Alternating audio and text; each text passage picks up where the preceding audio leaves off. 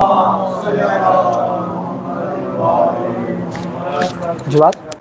نعرہ تکبیر، نعرہ رسالت، نعرہ حیدری، بر محمد و آل محمد بلند الصلوات۔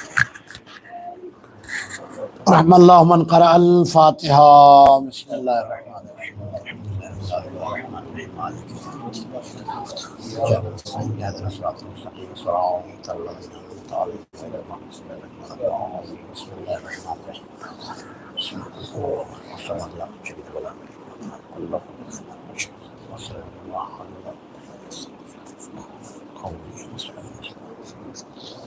اعوذ باللہ السمیع العلیم من الشیطان اللعین الرجیم بسم اللہ الرحمن الرحیم الحمد للہ الذی لا یبلغ مدحہ القائلون ولا یحصینا ما اولاد ولا یؤدی حقہ المجتہدون الذی لا یدرکہ بعد الحمم ولا ینالہ غوث الفتن الذی لیس علی صفتہ حد محدود ولا نعت موجود ولا اجل ممدود فطر الخلائق بقدرتہ ونشر الریاح برحمتہ وبتد بالصخور میدانا ارض جلت عظمت والصلاة والسلام والتحیۃ والاکرام علی رسول الثقلین نبی الحرمین امام القبلتین وسیلتنا فی الدارین جد الحسن والحسین ابی القاسم محمد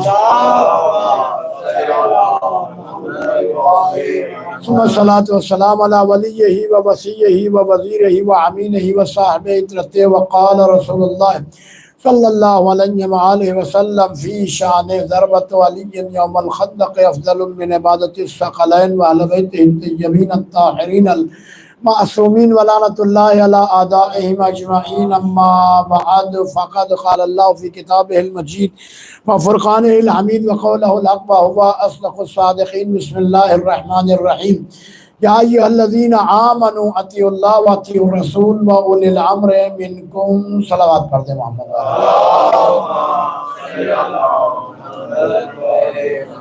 حضران گرامی سورہ مبارکہ نساء کی آیت کریمہ ہے۔ خداوند عالم جو ہے ارشاد فرما رہا ہے یا ایھا الذین آمنوا، اللہ جو ہے وہ صاحبان ایمان سے خطاب کر رہا ہے، بے ایمانوں سے خطاب نہیں کر رہا۔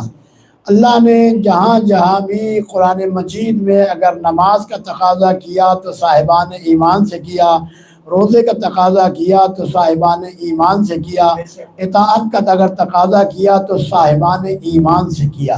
اللہ نے کہا یا ایھا الذین آمنوا، اے وہ لوگ جو ایمان لائے، یا ایھا الذین آمنوا کتب علیکم الصیام، اے صاحبان ایمان تمہارے اوپر روزے فرض کیے گئے ہیں۔ یعنی جہاں بھی اللہ نے صاحبان ایمان سے کیا ہے تقاضا، اب جو بھی صاحب ایمان ہوگا وہ اللہ کی اطاعت کر رہا ہوگا، رسول کی اطاعت کر رہا ہوگا۔ اگر جو ہے تقاضا جو ہے وہ صاحبان ایمان سے ہے، بے ایمانوں سے ہے ہی نہیں۔ اور اسی لیے جو ہے اللہ نے سورہ مبارکہ بقرہ کے شروع ہی میں جہاں پر حروف مقطعات کے بعد الف لام میم ذالک القرآن مجید کی جو بتائی یا ذالک الکتاب لا ریب فیہ، الف لام میم یہ حروف مقطعات ہیں۔ اس کا ترجمہ کسی مفسر نے، اس کا ترجمہ الراسخون فی العلم آل محمد کے علاوہ کوئی اور اللہ کے رموز ہیں، راز ہے، یہ راز پروردگار ہے۔ اور اس کو جو ہے یہاں تک جو ہے اور مفسرین نے یہ کہا کہ یہ اسم اعظم ہے، حروف مقطعات میں اسم اعظم ہے۔ اب اسم اعظم جو ہے بعض علماء نے کہا 72 اسم اعظم ہے، بعض نے کہا 73 اسم اعظم ہے، بعض نے کہا 70 اسم اعظم ہے۔ جتنے بھی اسم اعظم کہے گئے 72 70 71 جتنے بھی کہے گئے، سب نے یہ متفق علیہ لکھا کہ اگر 70 اسم اعظم ہیں تو 69 آل محمد کے پاس ہیں۔ سبحان اللہ، سبحان اللہ۔ اگر 71 ہیں تو 70 آل محمد کے پاس، اگر 72 ہیں تو 70 71 آل محمد کے پاس، ایک میں یہ پوری کائنات ہے۔ اور کہتے ہیں اسی میں سے علم تھا آصف ابن برخیہ کے پاس، یعنی پورا اسم اعظم نہیں تھا۔ قرآن نے کہا علم من الکتاب، یعنی کتاب میں سے تھوڑا سا علم آصف ابن برخیہ کے پاس تھا۔ تو کیا کیا تھا، چشم زدن میں ہزاروں میل سے تخت بلقیس کو اٹھا کر نبی کے سامنے رکھ دیا تھا۔ کہا تھا کون کا، نبی جناب سلیمان کا وصی و وزیر تھا۔ جناب سلیمان کے وزیر میں اگر اتنی طاقت ہے، علم من الکتاب آ جائے تو چشم زدن میں ہزاروں میل سے تخت بلقیس کو اٹھا کر نبی کے سامنے رکھ دے تو ومن عنده علم الکتاب کا مصداق ہوگا۔ اگر ایک وقت میں 40 مقامات پر دعوت میں چلا جائے اور ہر کوئی یہ کہہ رہا ہو کہ علی ہمارے پاس ہے، وہاں علم من الکتاب، تو حروف مقطعات کا الف لام میم کے بعد کا ذالک الکتاب لا ریب فیہ، یہ وہ کتاب ہے جس میں کوئی شک شبہ ریب نہیں ہے، اس میں کوئی شک نہیں ہے۔ اچھا یہ کتاب ہے کون سی جس میں کوئی شک شبہ ریب نہیں ہے؟ کہ یہ قرآن صامت ہے، خاموش قرآن ہے، یہ بیچارہ بولتا نہیں ہے۔ بیچارہ مسلمان اگر قرآن صامت میں شک کر لے تو کیا ہوگا؟ کہ دائرہ اسلام سے خارج ہو جائے گا۔ اگر بیچارہ مسلمان قرآن صامت میں شک کر لے تو دائرہ اسلام سے خارج ہو جائے، اور جس نے مکمل صلح حدیبیہ میں قرآن ناطق میں شک کیا ہو اور وہ خلیفۃ المسلمین بن جائے۔ ایک صلوات پڑھ لیں محمد علیہ۔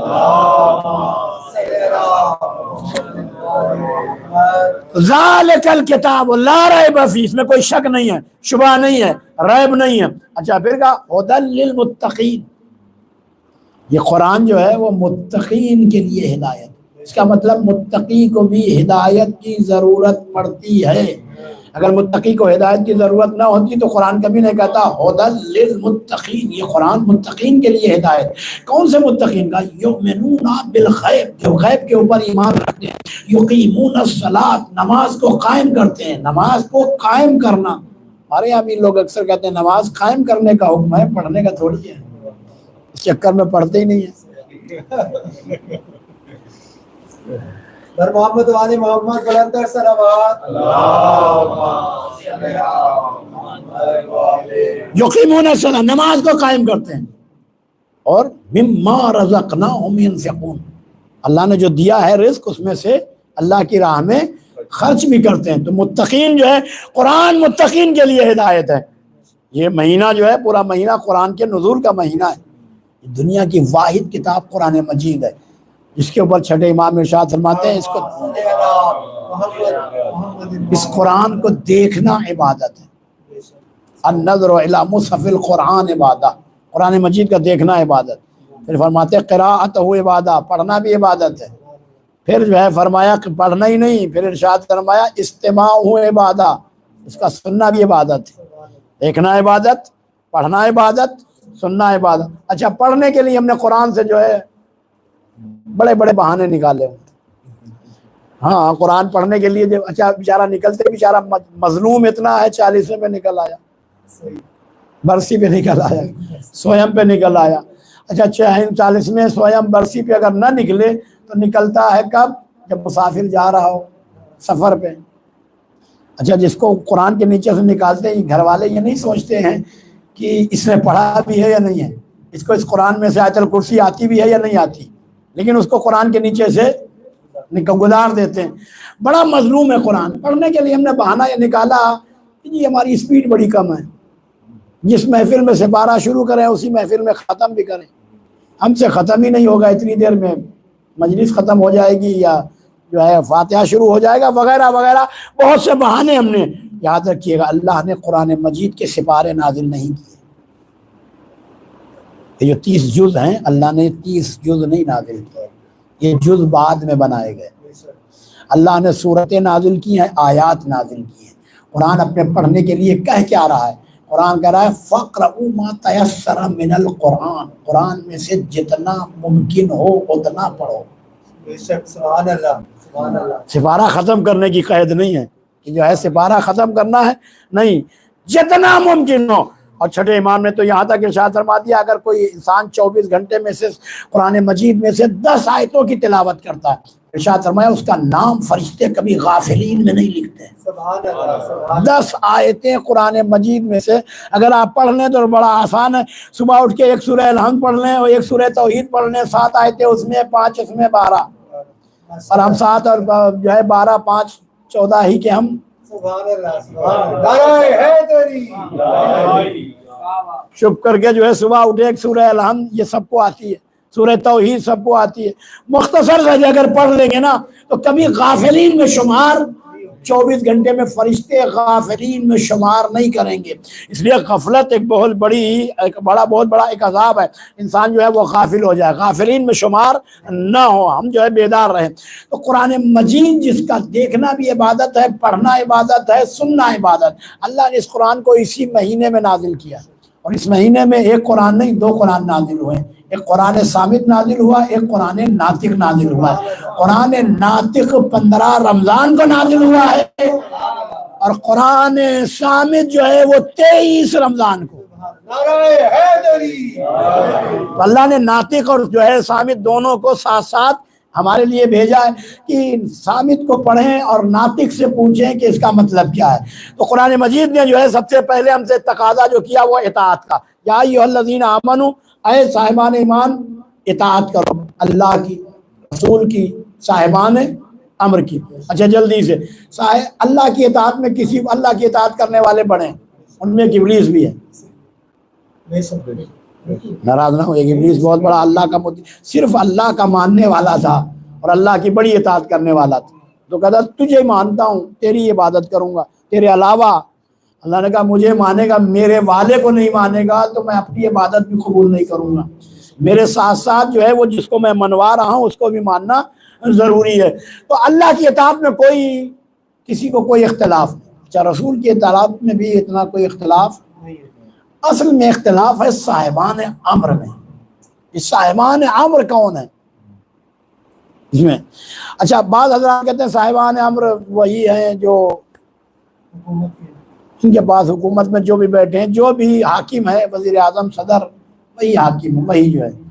ہمارے یہاں اس کا جو ہے وہ رد کی گئی ہے کہ وہ شخص صاحب امر نہیں ہے۔ ہمارے کیا صاحب امر وہ ہے جس کے پاس عالم تکوین بھی ہو، عالم تشریع بھی ہو، صرف اشارتاً، یعنی جس کے پاس جو اس کون و مکان میں رد و بدل کر سکے۔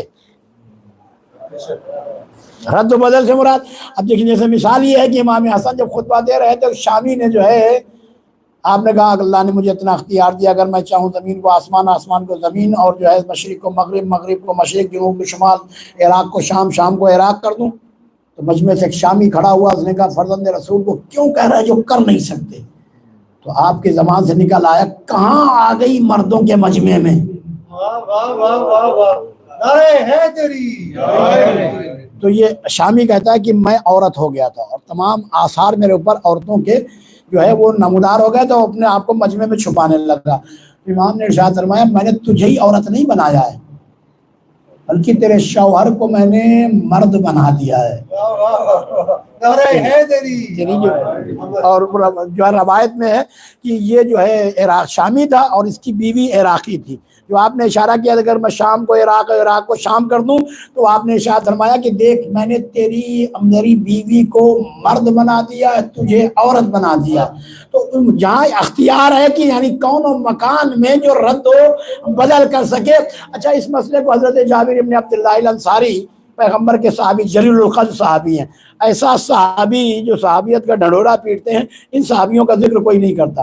صحابی جابر ابن عبداللہ الانصاری جس نے 7 معصوموں کا زمانہ دیکھا، 7 اماموں کا زمانہ، سے 5 امام اور مولا کائنات اور شہزادی وہ جو ہے پیغمبر اکرم اور جو ہے شہزادی کونین، 7 معصوموں کا جس نے زمانہ دیکھا، اس صحابی کا نام ہے جابر۔ جو حدیث قصہ کا راوی ہے وہ ہے جابر۔ جو امام حسین کی قبر کا پہلا زائر 40 کا ہے وہ جناب جابر ہے۔ وہ جابر کہتے ہیں لما نزلت حاضر آیا، جب یہ آیت کریمہ نازل ہوئی، اطیعوا اللہ واطیعوا الرسول واولی الامر منکم، میں نے کہا یا رسول اللہ اطیعوا اللہ مجھے سمجھ میں آ گیا، اطیعوا الرسول بھی سمجھ میں آ گیا، یہ صاحبان امر کون ہیں جن کی اطاعت میرے اوپر واجب قرار دی جا رہی ہے؟ اور ویسے ہی واجب قرار دی جا رہی ہے جیسے رسول کی اطاعت ہے۔ دیکھیں اطیعوا اللہ واطیعوا الرسول، اللہ کی اطاعت کرو اور اس کی رسول کی اطاعت کرو۔ قرآن مجید نے دوسری آیت میں اس آیت کی وضاحت کر دی، وَمَن يَطِعِ الرَّسُولَ فَقَدْ أَطَاعَ اللَّهَ، جو رسول کی اطاعت کر رہا ہو گیا اس نے اللہ کی اطاعت کی۔ اب جو صاحبان امر کی اطاعت کرے گا وہ گویا رسول کی اطاعت، اور رسول کی اطاعت اللہ کی اطاعت، یعنی وہ یہ بتایا کہ اس طریقے سے یہ معصومین کی اطاعت ہے، غیر معصوم کی اطاعت نہیں ہے۔ تو اللہ کی اطاعت، رسول کی اطاعت، صاحبان امر۔ جابر کہتے ہیں یا رسول اللہ، اطیع اللہ سمجھ میں آ گیا، اطیع الرسول بھی سمجھ میں آ گیا، صاحبان امر کون ہے جن کی اطاعت ہمارے اوپر واجب قرار دی جا رہی؟ جابر نے دیکھے سوال ایک کیا، صاحبان امر کون ہے؟ جیسے ہی جابر کہتے ہیں میں پیغمبر سے میں نے پوچھا تو پیغمبر نے کہا جابر سنو، صاحبان امر کو جاننا چاہتے ہو؟ ہاں یا رسول اللہ۔ کہا سنو، اولہم علی، میں جلدی جلدی کر رہا ہوں، اولہم علی ثم الحسن ثم الحسین ثم علی ثم محمد ثم جعفر ثم موسیٰ ثم علی۔ پیغمبر 12 اماموں کے نام لیتے چلے گئے، نام بتا دیے، مولا علی سے لے کر اور جو ہے آخری حجت تک نام بتا دیے۔ پھر جابر کہتے ہیں پیغمبر میری طرف مڑنے کے بعد کہا جابر صاحبان امر کو جاننا چاہتے ہو؟ کہا ہاں یا رسول اللہ۔ کہا سنو، اولہم علی ابن ابی طالب ثم حسن ابن علی، حسین ابن علی، علی ابن الحسین، محمد ابن علی، جعفر ابن محمد، موسیٰ ابن جعفر، یعنی نام کے ساتھ پیغمبر نے ولدیتیں بتائی۔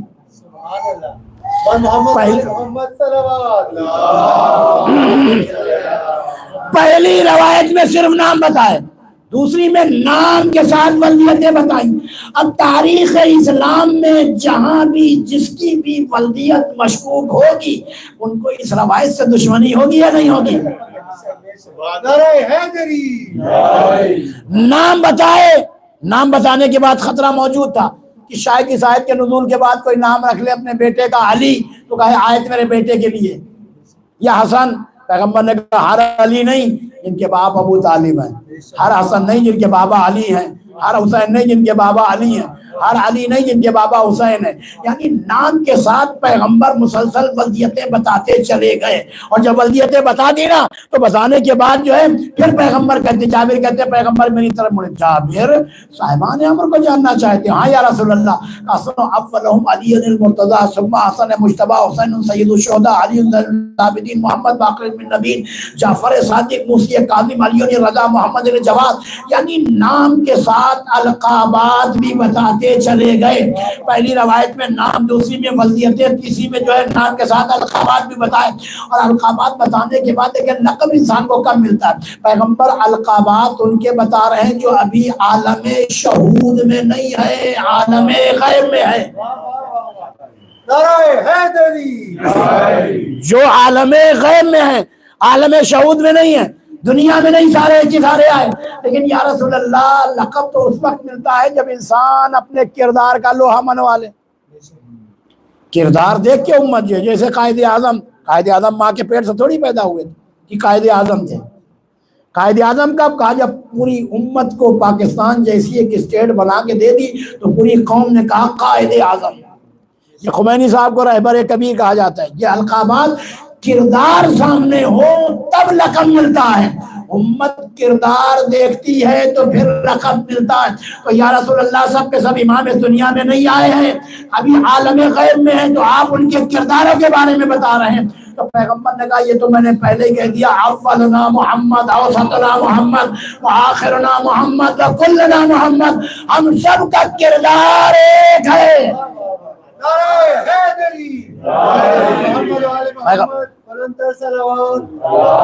اچھا، اب آیتی کے ذیل میں جو ہے، آیتی کے ذیل میں فوراً ارشاد فرمایا، پیغمبر کے پاس ایک جو ہے شخص آیا، انہوں نے کہا یا رسول اللہ آپ کے بعد مجھے کیسے پتا چلے کہ آپ کا جانشین کون ہے؟ تو آپ نے ارشاد فرمایا کیا چاہتا؟ کہا میں آپ سے کچھ سوالات کروں گا، آپ ان سوالوں کے مجھے جواب دے دیں۔ آپ نے ارشاد فرمایا تو میری رسالت کا کلمہ نہیں پڑھتا، تو یہودی ہے، تو میری رسالت کا کلمہ نہیں پڑھتا، میں تجھے جواب جو دوں گا تو جو کیسے یقین ہوگا کہ جو میں کہہ رہا ہوں وہ سچ ہے؟ کہنے لگے یا رسول اللہ سوال کا جواب میں توریت سے لکھ کے لایا ہوں۔ کہا جب توریت سے لکھ کے لایا ہے تو پھر مجھ سے کیوں پوچھ رہا ہے؟ کہا میں دیکھنا چاہتا ہوں کہ آپ عالم تورات ہیں یا نہیں ہیں۔ پیغمبر نے کہا سوال کر، سوال کیا؟ کہا آپ یہ بتائیں آپ کے جانشین کتنے ہوں گے؟ پیغمبر نے کہا 12۔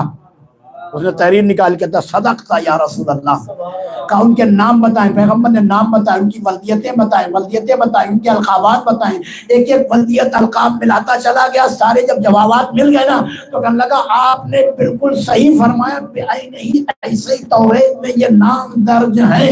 تو دیکھیں یہودی کو تو پیغمبر کے عالم الغیب ہونے پہ یقین ہے، لیکن مسلمان جو ہے وہ ماننے کے لیے تیار نہیں ہے۔ اچھا اب توجہ، یہاں اللہ کرا اللہ کی اطاعت کرو، رسول کی اطاعت کرو، صاحبان امر کی اطاعت کرو۔ اچھا اب یہ صاحبان امر کی اطاعت، قرآن میں اللہ 3 اطاعتیں واجب قرار دے رہا ہے، اللہ کی، رسول کی، صاحبان۔ قرآن سے پہلے جتنے بھی صحیفے نازل ہوئے ان صحیفوں میں صرف 2 اطاعتوں کا ذکر ہے، اللہ کی اور اس کے رسول، لیکن قرآن میں 3 اطاعتوں کا ذکر کیوں ہے؟ تو سبب معلوم کیا ہے؟ سبب یہ ہے اگر آپ تاریخ انبیاء پڑھیں، اللہ امت کے درمیان میں نبی بھیجتا تھا، نبی امت کے درمیان میں آیا، امت کو نبی نے اللہ کی توحید، اپنی رسالت کا کلمہ پڑھایا۔ جب تک یہ نبی امت کے درمیان میں رہتا تھا یہ امت نبی کے دین پر باقی رہتی تھی، جیسے ہی نبی واپس جاتا تھا امت اپنے سابقہ مذہب پہ پلٹ جاتی تھی، جہاں سے آئی ہوتی تھی وہیں واپس۔ اللہ دوسرا نبی بھیج دیتا تھا، دوسرا نبی پھر جو ہے کھینچ کے دین پہ لاتا تھا، جب تک یہ نبی امت کے درمیان میں باقی رہا امت نبی کے دین پہ باقی رہی، اور اس کے بعد جیسے وہ نبی گیا اس دنیا سے تو امت اپنے سابقہ مذہب پہ پلٹ گئی۔ امت کا مزاج بن گیا دین بدلنا، توجہ رکھیے گا، امت کا مزاج بن گیا دین میں تبدیلی کرنا، دین بدلنا۔ نبی کا مزاج یہ ہے کہ امت کو دین بدلنے نہیں دے گی، وہ دین پر لاتی رہے گی۔ تو کہا امت کا مزاج دین بدلنا، اور اللہ نے کہا لقد ارسلنا رسلنا تترا، ہم رسولوں کا سلسلہ باندھ دیں گے، تمہیں دین تبدیل نہیں کرنے دیں گے۔ اب آ گیا آخری رسول، آخری کتاب، آخری شریعت، آخری دین۔ اب اس کے بعد نہ کوئی شریعت آئے گی، نہ کوئی رسول آئے گا، نہ کوئی دین آئے گا، نہ کوئی کتاب آئے گی۔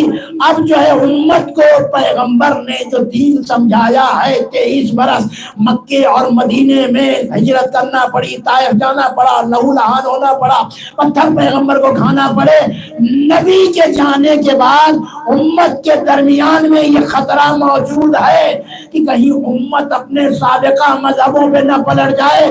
تو اللہ نے کہا اطاعتیں 2 واجب نہیں ہیں، اطاعتیں 3 واجب ہیں، اللہ کی، رسول کی، صاحبان امر کی۔ کا کیا مطلب؟ کا نبی دین لائے گا، صاحب امر دین بچائے گا۔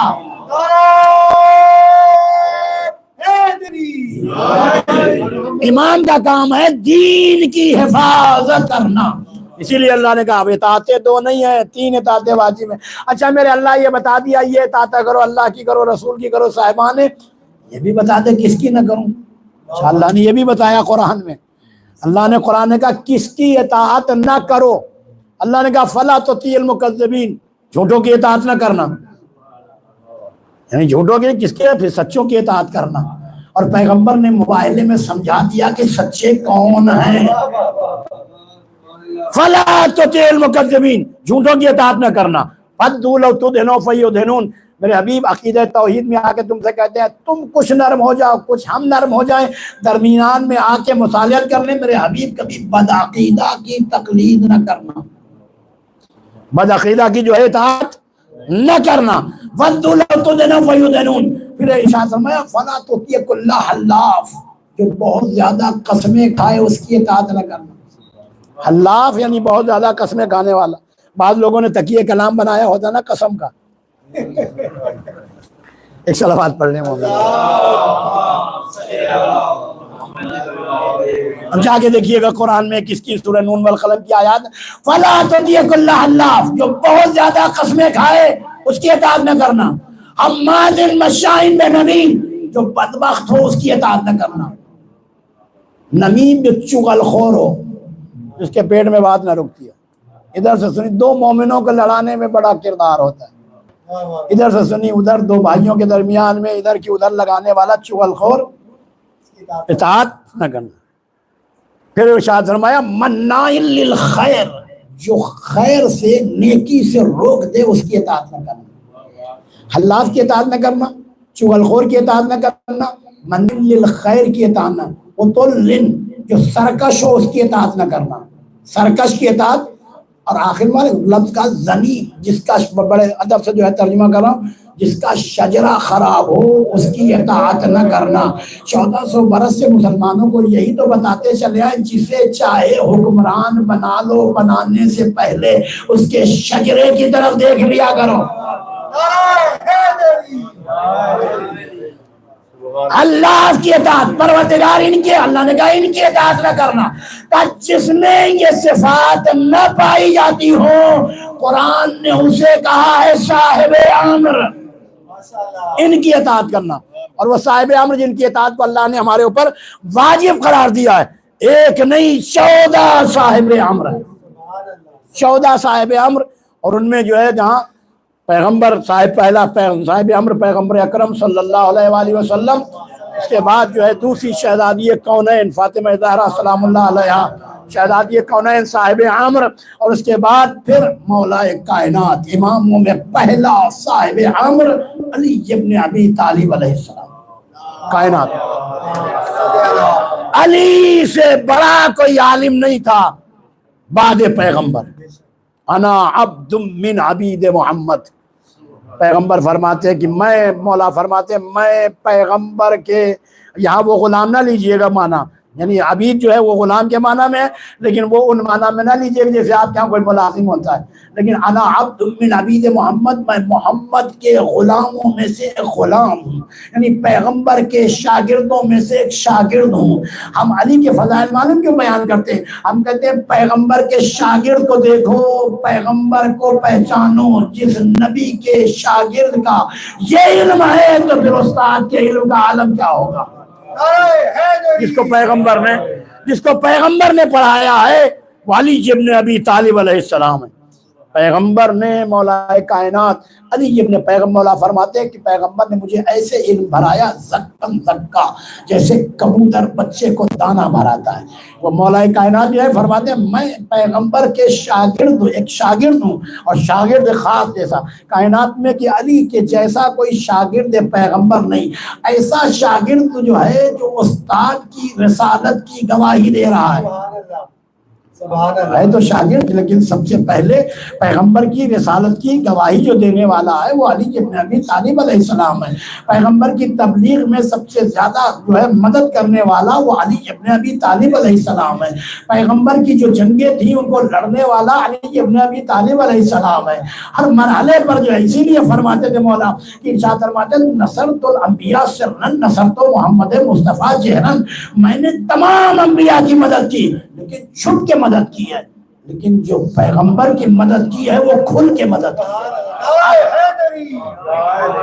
پیغمبر نے اسی لیے دعا مانگی تھی رب ادخلنی مدخل صدق واخرجنی مخرج صدق واجعلنی من لدنک سلطانا نصیرا، پروردگار اپنے پاس سے مددگار دے دے، اپنے پاس سے، تو جہاں سے مددگار آتا ہے وہیں سے پھر اس کے لیے اسلحہ بھی، تلوار بھی وہیں سے آتی ہے۔ اسی لیے جب جنگ احد میں جو ہے صحابی کی تلوار ٹوٹ گئی نا تو صحابی نے آگے کہا یا رسول اللہ میری تلوار ٹوٹ گئی ہے، پیغمبر کے سامنے چوب خرما لکڑی پڑی ہوئی تھی کھجور کی، پیغمبر نے اٹھائی، کہا یہ لو اور اس سے جا کے لڑو، یہی تلوار ہے۔ تھوڑی دیر میں علی کی تلوار جب ٹوٹی تو آگے کہا یا رسول اللہ تلوار ٹوٹ گئی، کہا یا علی بیٹھ جاؤ، علی کو بٹھا دیا، کہا یا علی انتظار کرو، علی کو انتظار کروایا، یا رسول اللہ ابھی صحابی آیا تھا اس کو آپ نے لکڑی اٹھا کے دے دی، کہا بھائی یہی فرق ہے صحابی میں اور علی میں، جہاں سے میں نے مددگار مانگا ہے وہیں سے تلوار آئے گی۔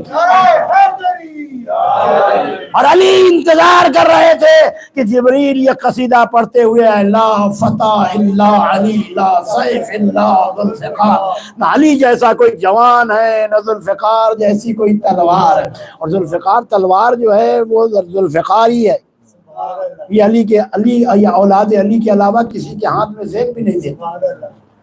اچھا یہ جملہ جو ہے مولا کائنات کے ہاتھ میں ایک روز ذوالفقار آئی نا، مولا علی کے ہاتھ میں آئی، آنے کے بعد ذوالفقار تھی مولا علی کے ہاتھ میں، تو دیکھ کے اپنی جو ہے فخر بیان کرنے لگی، تو کہنے لگی اور یہ جملہ ذوالفقار کے علاوہ کوئی اور علی سے کہہ بھی نہیں سکتا۔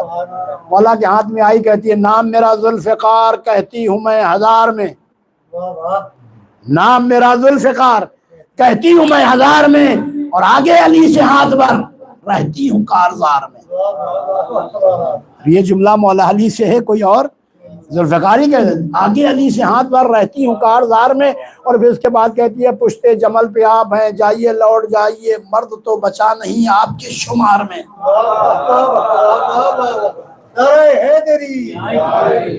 تو ذوالفقار مولا جہاں سے مددگار آیا، پیغمبر نے مددگار مانگا، دعا مانگی، میں پروردگار مجھے جو ہے اپنے پاس سے مددگار عطا فرما. اور پھر وہ ایسا مددگار کسی مرحلے پر جو ہے پیغمبر کی نصرت سے جو ہے ہاتھ نہیں اٹھایا. یا رسول اللہ چاہے شب ہجرت کا بستر ہو، علی ایسے سو جاتے ہیں کہ ایسے پہلے نیند ہی نہیں آئی. کیوں؟ رسالت کی حفاظت کے لیے. اور پھر پیغمبر نے فرمایا کہ اقضاکم علی ابن ابی طالب، اگر کوئی بہترین فیصلہ کرنے والا ہے تو وہ علی ہے. عالم امتی علی ابن ابی طالب، میری امت میں سب سارے جمع ہوئے، بڑے بڑے موڈ جن کو کہتے ہیں، وہ سارے جمع ہوئے. جمع ہونے کے بعد کہ علی تو ہر سوال کا جواب دے دیتے، کوئی ایسا سوال بناؤ جس سوال کے دو جواب ہوں، دو جواب ہوں. اور پھر علی کے پاس جا کے اس سے پوچھتے ہیں، علی جو بھی کہیں گے ہم کہہ دیں گے یہ ایسے بھی ہے اور ایسے بھی ہے. تو قیامت تک علی یہ کہتے رہیں گے تو ہم کہتے رہیں گے ایسے بھی ہے ایسے بھی ہے، نہ جواب مکمل ہی نہیں ہوگا. اب سارے جو ہے جمع ہوئے، ساری رات جو ہے سر جوڑ کے بیٹھے رہے، ایک سوال بنا لیا. اور بنانے کے بعد میرے مولا کے پاس ہے، یا علی ہمارے گھر میں ایک جانور کا بچہ پیدا ہوا ہے، ہماری سمجھ میں نہیں آ رہا ہے وہ کتے کا بچہ ہے یا بکری کا بچہ ہے.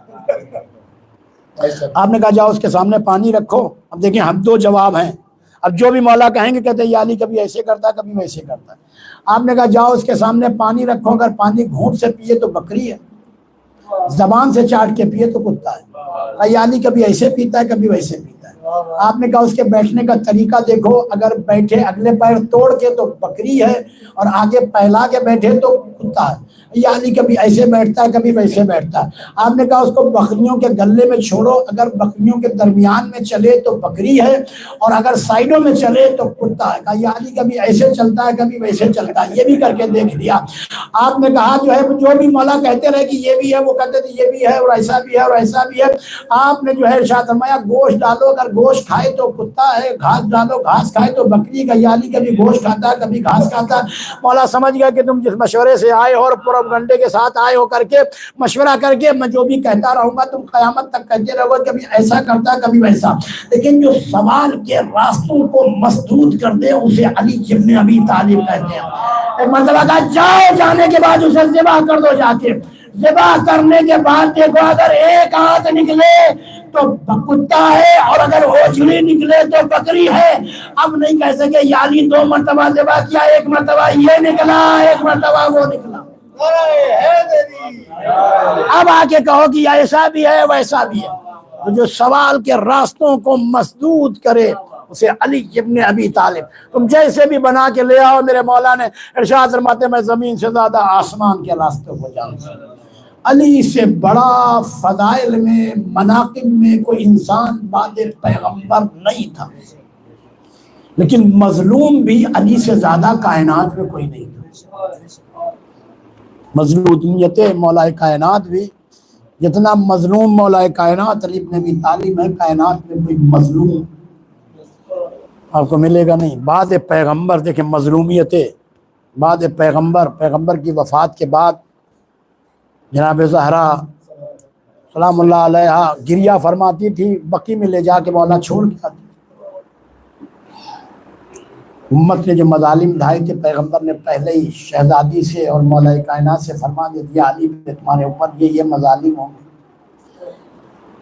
یا رسول اللہ سب برداشت کر لوں گا. پیغمبر نے جس وقت اپنی وصیت میں کہا یا علی ایک زمانہ ایسا بھی آئے گا کہ تمہاری زوجہ کو لوگ ماریں گے. روایت کے جملے کی مولا کائنات جو ہے ارشاد فرمایا یا رسول اللہ یہ برداشت کرنا میرے لیے بڑا مشکل ہے. تو ارشاد فرمایا یا علی کیا میرے دین کے خاطر اتنا بھی نہیں کہو سکتے؟ جب دین کا لفظ آیا تو میں یا رسول اللہ یہ بھی برداشت کر لوں. علی نے برداشت کی مشکلات. ایک روز مولا کائنات علی ابن ابی طالب جو ہے گھر میں آئے. شہزادی کونین تک یہ خبر پہنچ چکی تھی، بیوی تک یہ خبر پہنچ چکی تھی اصحاب کے ذریعے سے کہ جیسے ہی آپ نے علی ابن ابی طالب علیہ السلام کے چہرے کو دیکھا، چہرہ امامت کو، تو شہزادی پہچان گئی۔ پہچاننے کے بعد کہتی ہیں یا علی مجھ تک ایک خبر پہنچی ہے۔ کہا فاطمہ زہرا کیا خبر پہنچی؟ کہا مجھے پتہ چلا ہے کہ پیغمبر کی وفات کے بعد لوگ آپ کو سلام نہیں کرتے۔ جیسے یہ جملہ شہزادی نے کہا کہ میرے مولا کی آنکھوں میں آنسو آ گئے۔ فاطمہ زہرا اگر بات یہیں پہ ختم ہو جاتی تو مجھ علی کو صبر آ جاتا، لیکن دنیا اس سے زیادہ آگے نکل گئی ہے کہ میں علی سلام کرتا ہوں، لوگ میرے سلام کا جواب نہیں دیتے۔ یعنی بعد وفات رسول آل محمد سے دنیا اتنی پھر گئی تھی کہ آل محمد کے سلام کا جواب دینا جو ہے لوگ گوارا نہیں کرتے تھے۔ اسی لیے پیغمبر کی بیٹی مرثیہ پڑھتی رہی سبت علیہ مصائب لولہا سبت علیہ مسرنا لیالیا۔ بابا آپ کے بعد مصائب کے پہاڑ نکلے، لیکن اس گھر سے پہلا جنازہ جو نکلا ہے وہ پیغمبر کا نکلا ہے۔ اس جنازے میں بہت زیادہ 4 یا 5 افراد، بہت زیادہ کن مورخین نے بڑے ہاتھ پیر مارے، 7 افراد جو ہے اس جنازے میں پیغمبر کے جنازے میں شریک ہوئے تھے۔ دوسرا جنازہ جو پیغمبر کی وفات کے بعد اس گھر سے نکلا وہ جناب شہزادی کونین کا ہے، اور یہ جنازہ بھی تاریکی شب میں اٹھایا گیا۔ لیکن اللہ اکبر، جب 19 رمضان کی شب آئی ہے نا، جس فرش ادا جس مقصد کے لیے بچھایا گیا، آج کائنات میں جو ہے غم مولا کائنات علی ابن ابی طالب علیہ السلام ہے۔ علی کے غم میں جو ہے زمین روئی ہے، آسمان رویا ہے۔ آپ جو حضرات جاتے ہیں نا، جب مسجد حنانہ جائیں تو مسجد حنانہ کا مینار آج بھی یہ گواہی دیتا ہے کہ ہم غم علی کی وجہ سے آج بھی خمیدہ ہیں، در و دیوار آواز دیتے ہیں نا۔ جس وقت مولا کائنات 18 رمضان کا جب روزے کا افطار کا دن آیا نا، تو جناب ام کلثوم نے کہا بابا آج افطار آپ نے میرے گھر پہ کرنا ہے۔ راوی کہتا ہے جب بیٹی کے گھر بیٹیاں باپ سے کتنی محبت کرتی ہیں، علی بیٹی کے گھر گئے افطار کے لیے، اور جناب ام کلثوم فرماتی میں نے بابا کے سامنے جو ہے 3 چیزیں رکھی، جو کی روٹی، نمک اور ایک پیالے میں دودھ۔ جیسے ہی میں نے رکھا نا، دودھ رکھتے ایک مرتبہ میرے بابا نے میری طرف دیکھ کے کہا بیٹی ام کلثوم کبھی دیکھا ہے کہ تیرے باپ نے ایک وقت میں 3 چیزیں کھائی ہوں؟ ایک مرتبہ جناب ام کلثوم کہتی میں بابا کے سامنے سے میں نے نمک اٹھانا چاہا، ارشاد فرمایا بیٹی ام کلثوم نمک چھوڑ دے اور دودھ اٹھا لے۔ شاید میرے مولا اشارتاً یہ کہہ رہے تھے کہ بیٹی ام کلثوم یہ دودھ اگر آج بچا لے تو کل یہی دودھ یتیمان کوفہ کے کام آئے گا۔